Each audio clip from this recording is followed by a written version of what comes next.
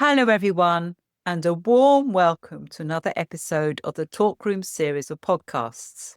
I'm Wendy, and today we're diving into an incredibly interesting and important topic: how to best support your partner when they're really struggling with mental health issues.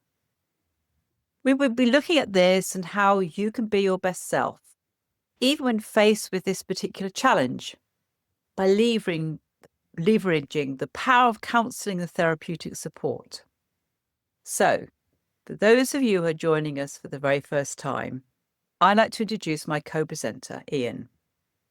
Ian is a senior accredited National Counselling and Psychotherapy Society member and the founder of Hope Therapy and Counselling Services. Hope is a counselling and offering support throughout the UK for a wide range of concerns and challenges, and works with goal setting on a regular basis, as well as other problems and difficulties. So a very warm welcome to you, Ian. Thank you, Wendy. Let me return the favour by introducing you. Wendy is a highly experienced CBT psychotherapist involved in the field of mental health and well-being for well over 30 years now. We're both passionate about helping people to navigate their mental health, their relationship, and their general well-being journeys. And today's discussion about how to best support your partner when they're struggling with mental health is an important part of that overall mission that we have. Absolutely, Ian. I couldn't agree more. And a warm welcome. So, Ian, maybe you could start by just saying a little bit more about this area and why it's an important subject, not just for those we're supporting, but also in turn the impact it has on ourselves as well. Yeah, of course, Wendy. Thank you. Today's episode is a really important one. We're talking about something that so many of us face, but often feel unprepared for, and that's how to support someone who's struggling with their own mental health issues. That might be a partner, a friend, a parent, or even a work colleague that we feel some sort of closeness or connection with. Maybe people have noticed something's not quite right. They seem a little more withdrawn than usual, more anxious, more overwhelmed. Maybe they've actually opened up about something really difficult they're going through, and you're left thinking, what do I do?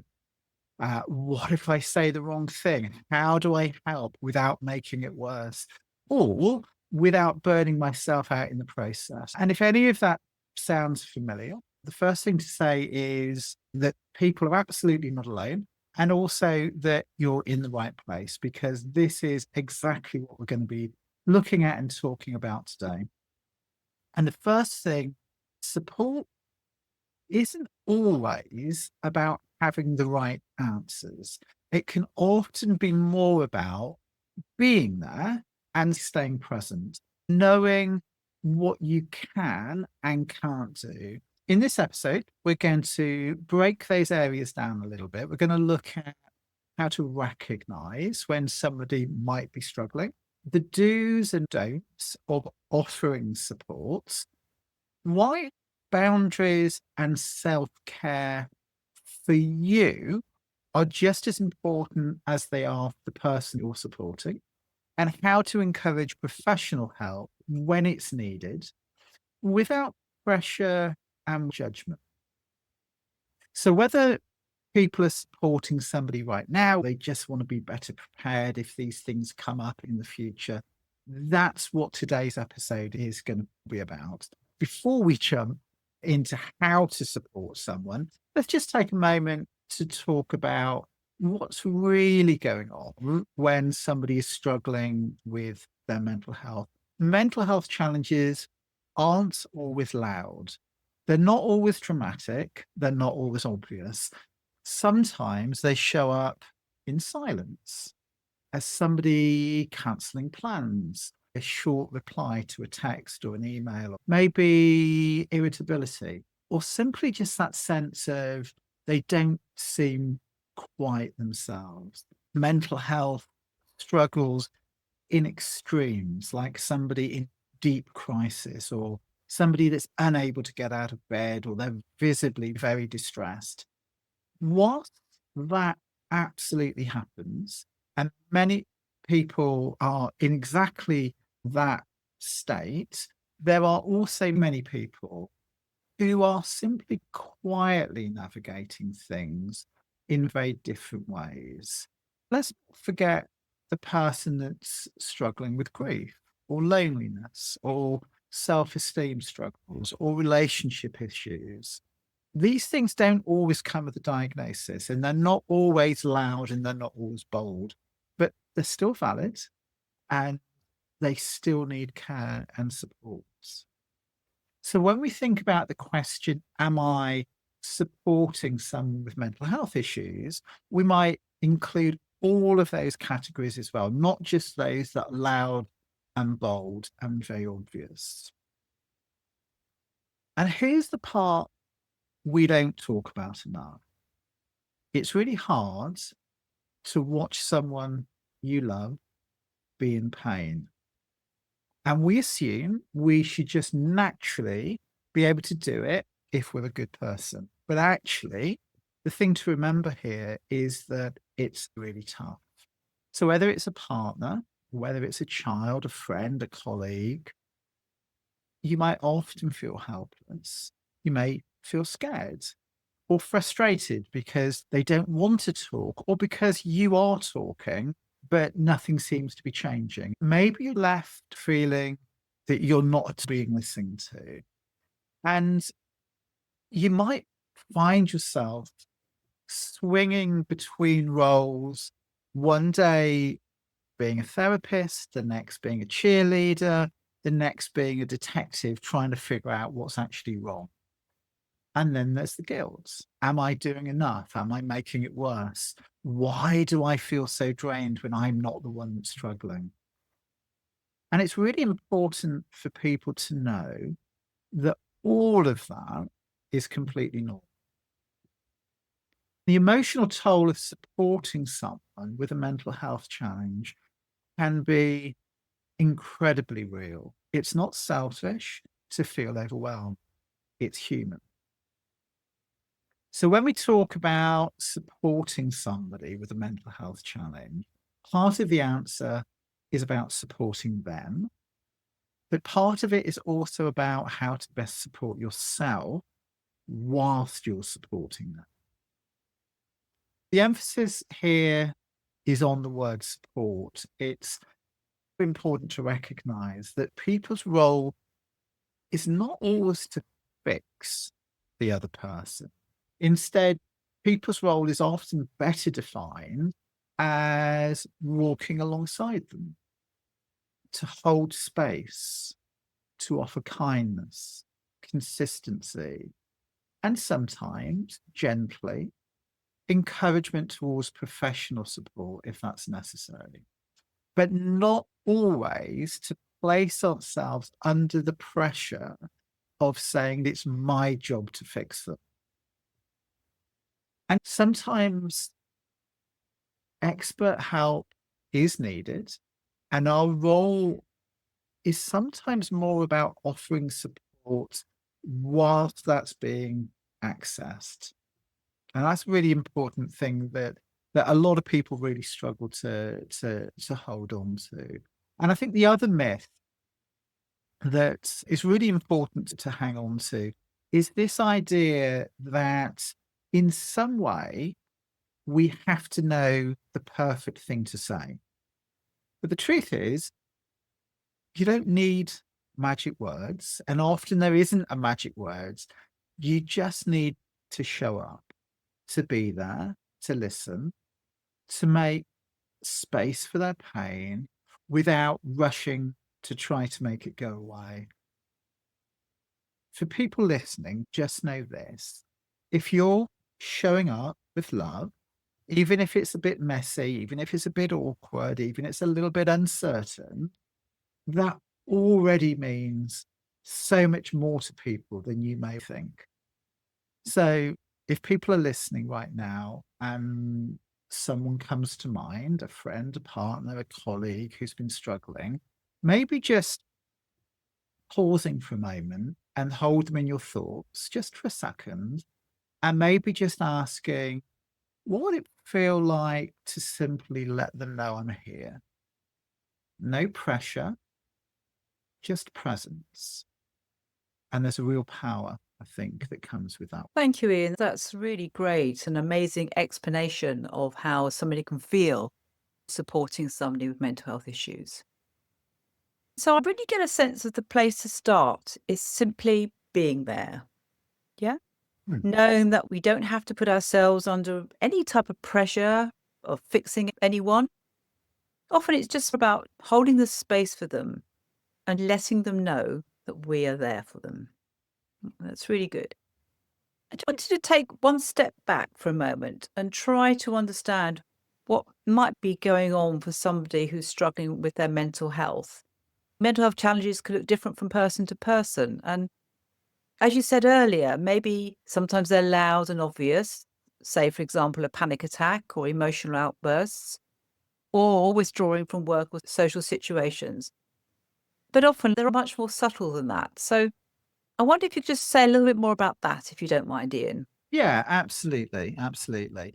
So we might sense that something's just wrong when we notice things like a friend who's suddenly hard to reach, the colleague who's constantly exhausted, the partner who snaps more easily or seems more distant, the parent who never talks about how they're feeling but always looks burdened. The truth is, mental health struggles aren't always visible and obvious, but that doesn't stop them from being real. It doesn't stop them from being painful, both for the person with the struggle, with the condition, but also for those people who are looking in, maybe not knowing quite what to do and quite what to say. So when we think about things going on beneath the surface, we might think of anxiety, which might step forward in a sense of difficulty in relaxing, avoiding certain situations, or physical symptoms like tension, headaches, or digestive issues, but not always presenting in a really obvious and loud way. We might think of these things in terms of depressed mood. That could be somebody just struggling to get out of bed, losing interest in things that maybe once they really enjoyed. We notice a sense of feeling hopeless or constantly tired, emotionally and physically. There might be traumas that people have gone through that can show up in people being easily startled, a sense of numbness or dissociation, having nightmares, avoiding reminders of past events. And then there's burnout, which as therapists, we seem to be seeing more and more of, especially in carers, parents, professionals, and key workers, of course. And burnout, again, it can come in lots of different forms, but we often see it with cynicism, brain fog, or fatigue. We might see it in that sense of really deep emotional depletion. It's also important to remember that many people experience more than one of those things at the same time. They may not have the words for it yet. They may not know how to even describe it. They may not have the insight to recognize what's going on for them. But it doesn't mean to say that us looking in, that we don't start to notice some of those subtle signs, even before the person themselves has that awareness. So when somebody we care about is going through those types of struggles, it can feel confusing for us and for them, maybe even a little scary for both of us. But also, we're talking today about the person who wants to look in and offer that support. So, particularly scary for that person if they don't feel prepared to have that conversation or to take those first steps to help. Again, that's really helpful, Ian. And as you say, supporting someone with some of those mental health challenges isn't always easy.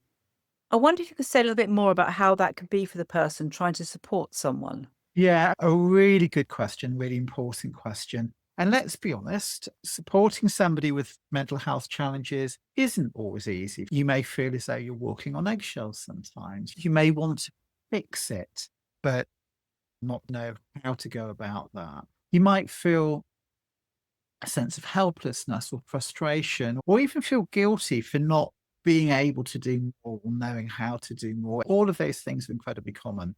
It's okay for people to feel those things. In fact, it's entirely normal. What's important is, as we said earlier, you are not responsible for knowing how to necessarily fix somebody else.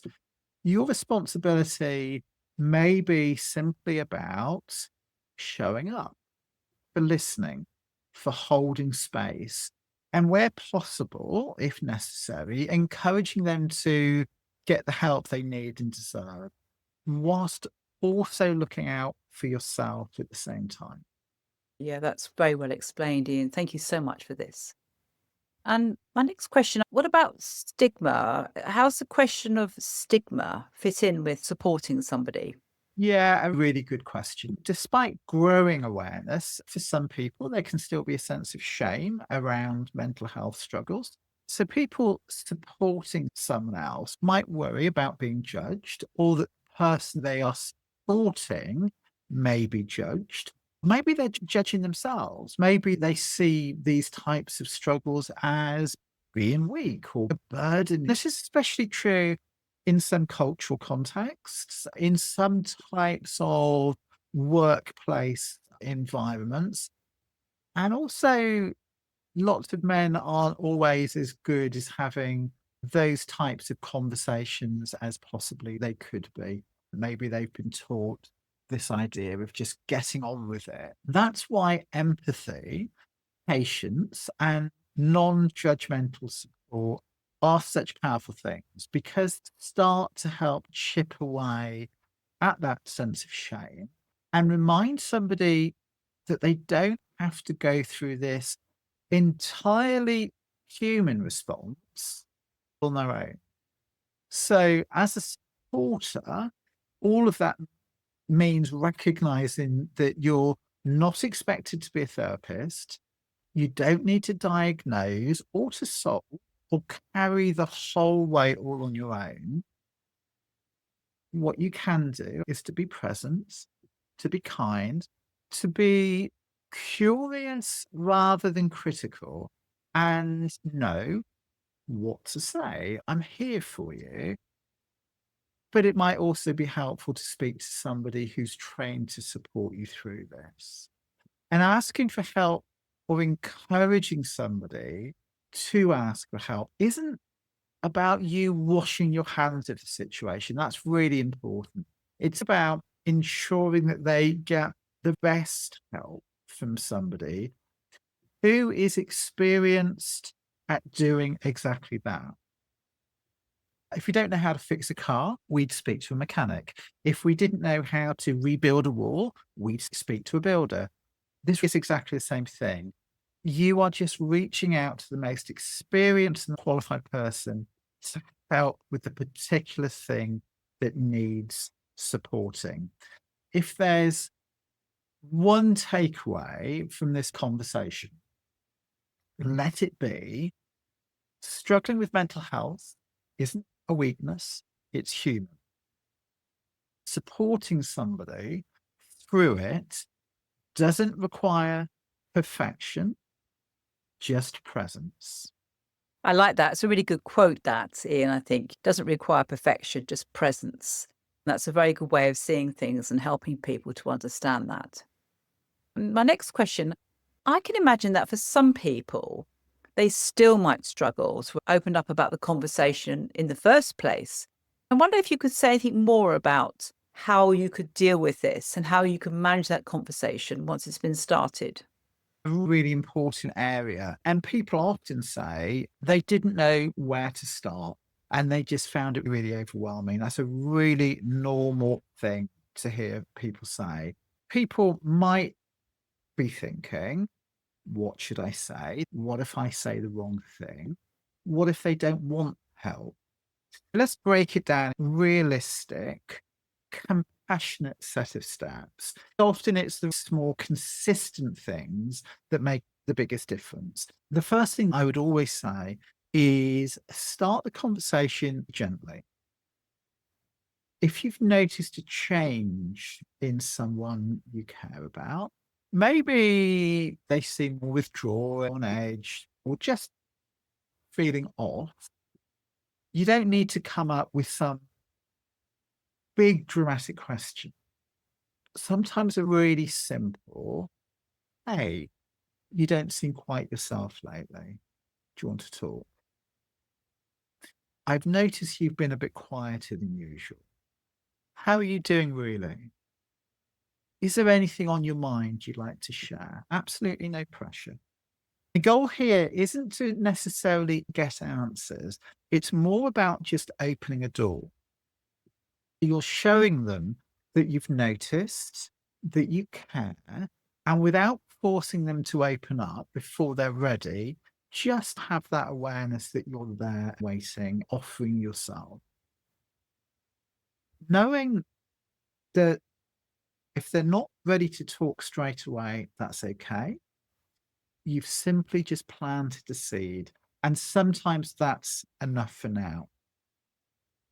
And then this idea again of just listening without trying to fix. So when somebody does open up, the most powerful thing you can do often is simply to listen. Not listen with the intent of replying, not listen to offer solutions, just to listen. And you can say things like, that sounds really hard. That sounds really tough. You can say, thank you for telling me. You can say, I can't imagine exactly what it's like, but I just want you to know that I'm here for you. So I would always say avoiding jumping in with what we might call at least state. So at least it's not worse. At least you still have your job. And these things can just sound really dismissive. Even if they're meant well, even if they're meant with the absolute best of intentions, they can come across as dismissing the experience of the other person. And resisting the urge to compare, saying, I know exactly how you feel. I went through exactly the same thing. It just has the effect of shifting the focus away from their experience. So instead, offer presence over advice, because what they need most of all, very often, is simply to feel heard, not for you to try to fix them. We might choose to offer some sort of practical support. When someone is struggling mentally or emotionally, even basic day to day tasks feel really overwhelming sometimes. Practical things might be cooking a meal, dropping off groceries, offering to babysit the kids for a couple of hours, giving them a lift to an appointment, sending a check in message, thinking of you. No need to reply, just here if you need me. And those really simple actions are just saying, you don't have to go through this alone. Sometimes being specific about what you're offering can be really helpful. So instead of let me know if you need anything, which can feel quite overwhelming and can leave the other person thinking, would it help if I brought over dinner on Thursday? It's a really easy thing to either just say yes or no to. Just trying to be a little bit more specific about things can sometimes be really helpful. And then, if necessary, that gentle encouragement of professional help. If somebody has been struggling over a longer period or if they're really in distress, professional support can, in those instances, make a really big difference. But how you bring it up really matters. Have you thought about talking to somebody? A therapist could give you space to work through some of those things. I really care about you. I really want you to feel supported. Would you be open to exploring some of those things that you're talking about with a counselor or a therapist? You don't have to figure this all out alone. There are people trained to help with exactly these things. So we can just open the door. We don't have to be really big and bold about it. We can just tentatively start to introduce these ideas. And if they're unsure or resistant, again, that's okay. Just avoiding trying to be too pushy to start with. Instead, staying supportive and leaving the door open for future conversations. Remember, no might actually mean not yet. So always trying to leave options open.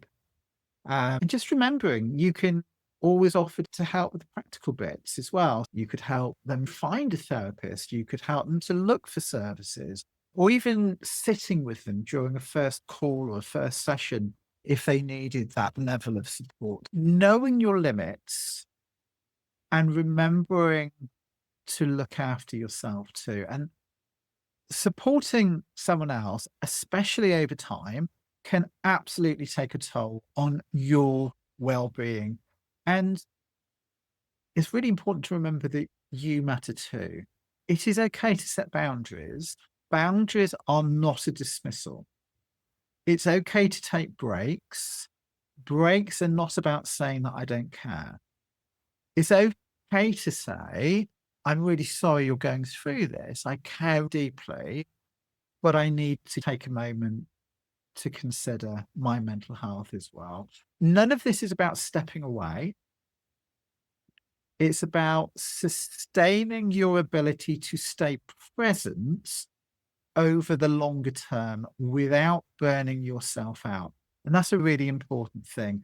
And if you do feel overwhelmed, don't hesitate to get support for yourself, whether that's counseling, peer support, or even just talking things through with a friend that you trust.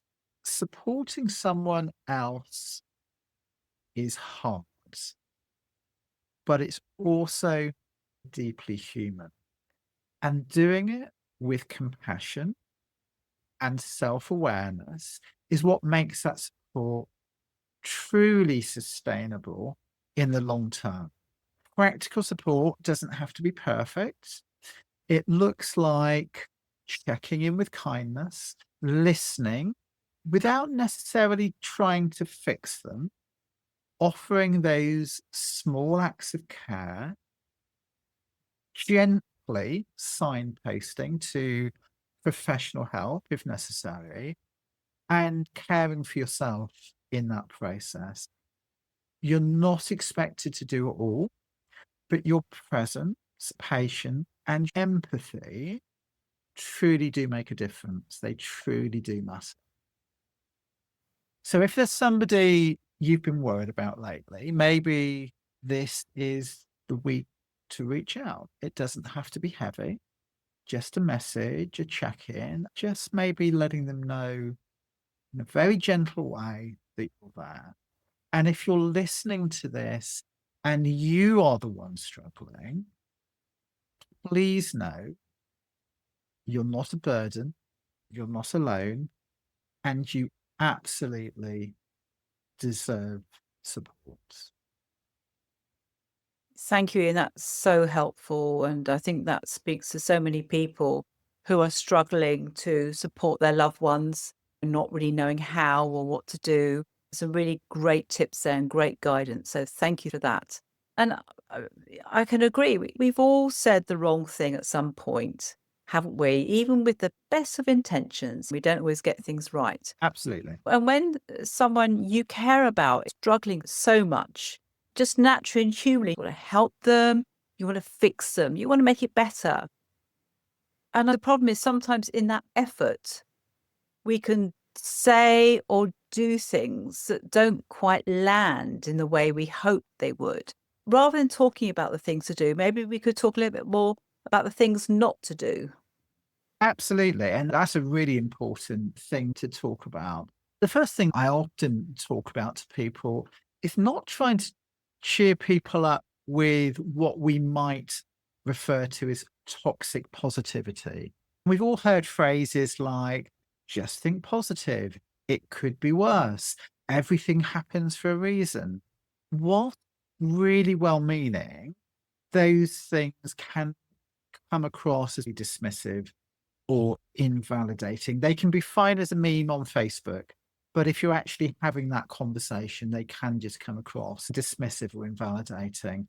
When someone's struggling, they don't need sunshine and rainbows. What they often need is honesty, empathy, and a space to feel what they're feeling and to know it's okay to feel it and that they won't be judged for feeling. The second thing that I often talk about is not making it about you. And this is a really tricky one. It's natural to want to relate to people. We often say things, oh, I felt like that too when such and such happened, or I know exactly how you feel. But here's the thing. This is their moment, not yours. And then unless they ask for your experience, just trying to hold back and to allow the focus to stay with them. It's okay to relate, but they need to be the main character in their own story, not for you to make it all about you.